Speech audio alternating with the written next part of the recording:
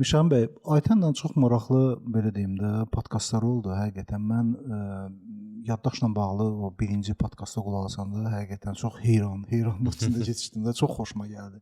Həqiqətən bir verilişdə bir neçə dəfə təəccüblənmək mənim üçün artıq çox nadir hallarda baş verir. Həmin verilişdə həqiqətən mən onu hiss elədim.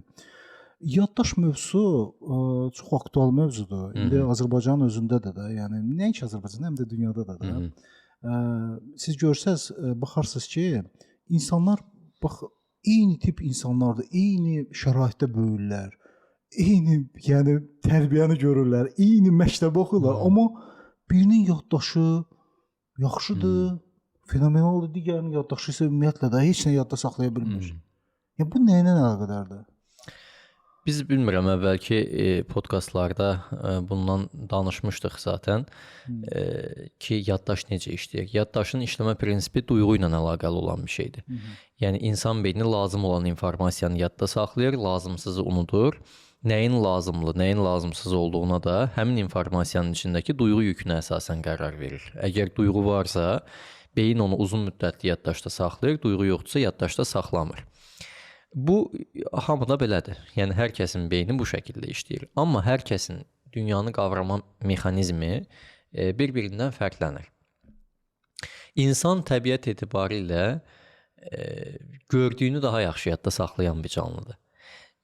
Məsələn, biz ətrafı 5 duyğu üzvü vasitəsilə qavrayırıq. Görmə, eşitmə, iyi bilmə, dad bilmə, toxunma, amma üçü ilə öyrənirik. Görərək, eşidərək və toxunaraq, yəni əlimizdən hiss eləyərək. Bu üçünün də içərisində 90% pay düşür görmənin payına. Yəni fotoqrafik yaddaşa. Yəni bizim gördüklərimiz daha yaxşı yadda qalır. Ona görə də fil deyəndə birinci növbədə filin görüntüsü gəlir ağlımıza.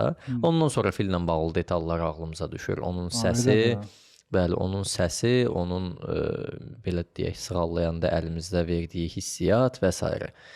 Və yaxud qırmızı maşın deyəndə qırmızı maşın yazısı bizim gözümüzün qabağına gəlmir. Birinci növbədə qırmızı bir maşın gəlir. Ümumiyyətlə qırmızı maşın gəlir. Sonra bu qırmızı maşının detalları, farları, qapıları, nə bilim, rəngi və s. modeli, bəli, belə detallar gəlir. Yəni deməyim odur ki, görüntü bizdə çox böyük bir yer tutur.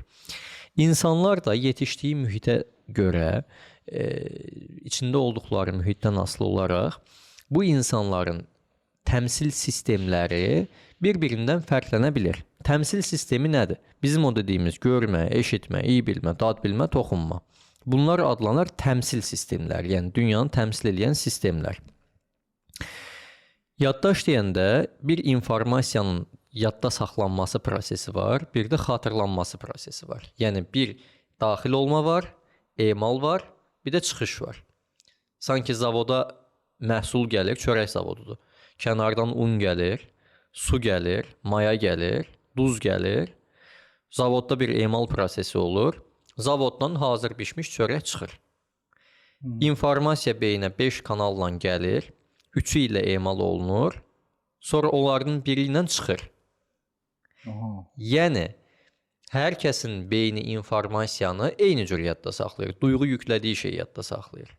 Amma hər kəsin informasiyanı emal etmə prosesi zamanı giriş kanalı ilə çıxış kanalı bir-birindən fərqlənir. Bu nə deməkdir? Elə insan var ki, gördüyünü daha yaxşı yadda saxlayır, elə insan var eşitdiyini, elə insan var yazdığını. Elədir, mən çox hassasmışım. Bir var informasiyanın burada giriş kanalı. Məsələn, gördüyümü yaxşı yadda saxlayıram, yadda saxladığımı yaxşı danışıram. Bu artıq informasiyanın çıxış, ötürülmə kanalıdır.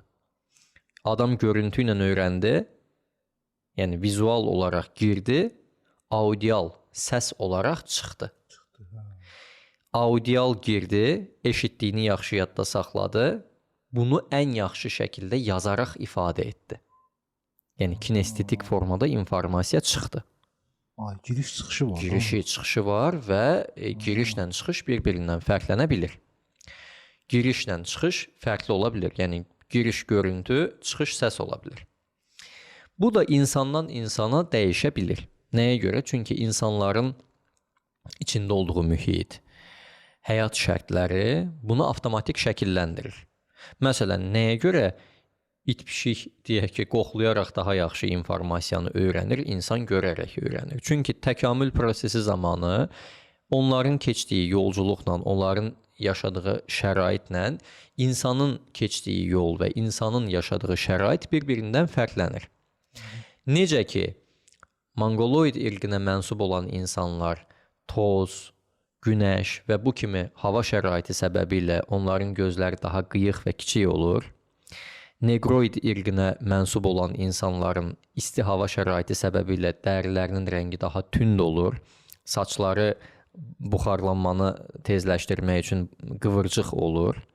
Avropoid irqində mənsub olan insanların dərisi daha açıq tonlu olur. Gözləri daha açıq rəngli olur. Mühitə görə dəyişir. Necə ki, quşların dimdiyi təkamül prosesi zamanı, məsələn, ot yeyənlərin dimdiyi bir cürdür, ət yeyənlərinki bir cürdür, balıq tutanlarınki bir cürdür.